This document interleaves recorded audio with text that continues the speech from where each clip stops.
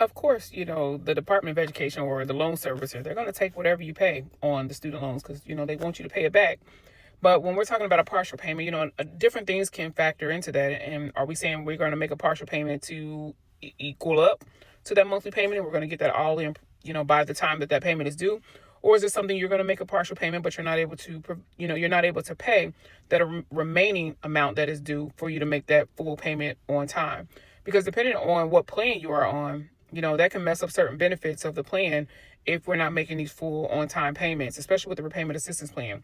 But then not only that, is how payments are treated. When you are making student loan payments, once you make the payment, how is it going to be treated first? That are we going to have these multiple partial payments where interest is going to eat it all up before it ever even makes it to principal every time? There's just different things.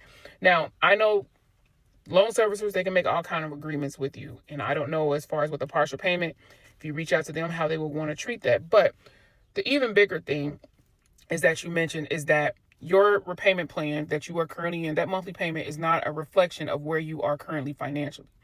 So what that means is that we need to reach out to the loan servicer so that way you can make sure that they have documentation, what they consider as alternative documentation that supports where you are currently financially. Because if they pulled old information, especially if you have given the Department of Education that authorization to automatically pull your income from the Department of Treasury, if that information is old, that financial information is old, is not where you are right now, then they have to know where you are. So that way there's a monthly payment under the repayment plan or even a different repayment plan that will get you a payment that is more manageable. So that was I would say that would be the first thing, is to make sure you're reaching out to the servicer to see what that documentation that they need in order to make sure that your monthly payment reflects where you are.